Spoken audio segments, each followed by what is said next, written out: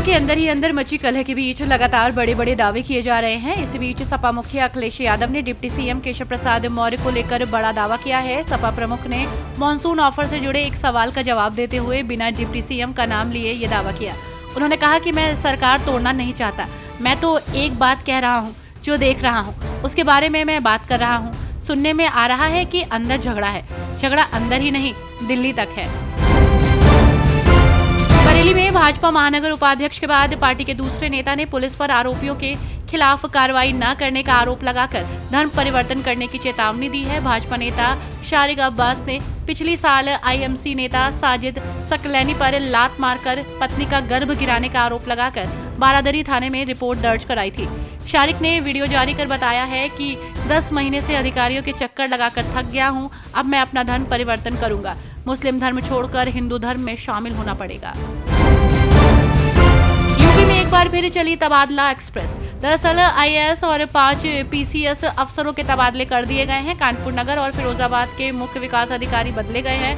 IAS Sudhir Kumar नगर आयुक्त कानपुर नगर बनाए गए हैं, तो वहीं अभी तक सीडीओ कानपुर नगर थे वो, और आईएएस दीक्षा जैन सीडीओ कानपुर नगर बनाई गई हैं। अभी तक वो सीडीओ फिरोजाबाद थी। लोकसभा चुनाव में करारी हार के बाद यूपी में भाजपा एक्टिव मोड में नजर आ रही है। ऐसे में बीजेपी की प्रदेश कार्य समिति की बैठक हो जाने के बाद अब बीजेपी के अलग अलग मोर्चे भी अपने प्रदेश कार्य समिति की बैठक शुरू करने जा रहे हैं। आने वाली 29 जुलाई को बीजेपी के ओबीसी मोर्चा की प्रदेश कार्य समिति की बैठक लखनऊ में होने जा रही है। ये बैठक लखनऊ के हजरतगंज स्थित विश्वेश्वरैया हॉल में होगी। अपने बयानों को लेकर अक्सर चर्चा में रहने वाली साध्वी प्राची ने एक बार फिर विवादित बयान दिया। उन्होंने कहा कि दूसरे समुदाय के लोग हिंदुओं के नाम से ढाबे, होटल, रेस्टोरेंट चला सकते हैं, लेकिन अपना नाम नहीं लिख सकते। अगर हिंदू समाज के नाम पर ही प्रतिष्ठान चलाना है, हिंदू धर्म को अपना ले, हम उनका स्वागत करेंगे।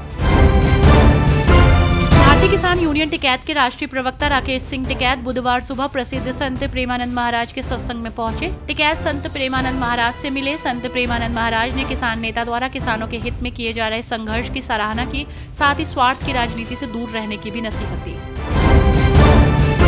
वित्त मंत्री निर्मला सीतारमण ने आम बजट पेश कर दिया है। केंद्रीय बजट में उत्तर प्रदेश को चालू वित्त वर्ष में 2.43 लाख करोड़ रुपए मिलेंगे, जो अंतरिम बजट की तुलना में 7,482 करोड़ रुपए ज्यादा है। इस बजट में केंद्रीय करों में राज्यों की हिस्सेदारी और ब्याज मुक्त लोन शामिल है, जिससे प्रदेश के विकास को और तेज रफ्तार मिलेगी।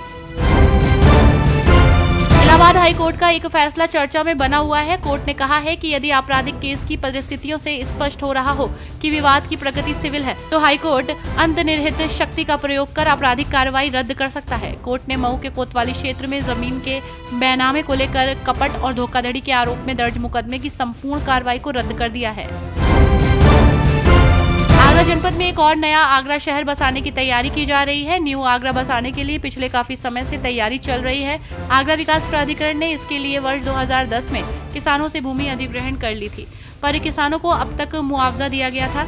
मुख्यमंत्री योगी आदित्यनाथ ने पिछले वर्ष किसानों को 4 गुना मुआवजा देने के निर्देश दिए थे। अब न्यू आगरा बसाया जाएगा, जिसको लेकर मास्टर प्लान तैयार किया जाएगा।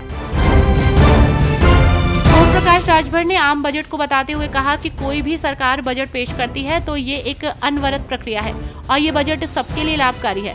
उन्होंने बताया कि कोई भी सरकार जब बजट पेश करती है तो अध्ययन कर सबके हित में बजट पेश करती है।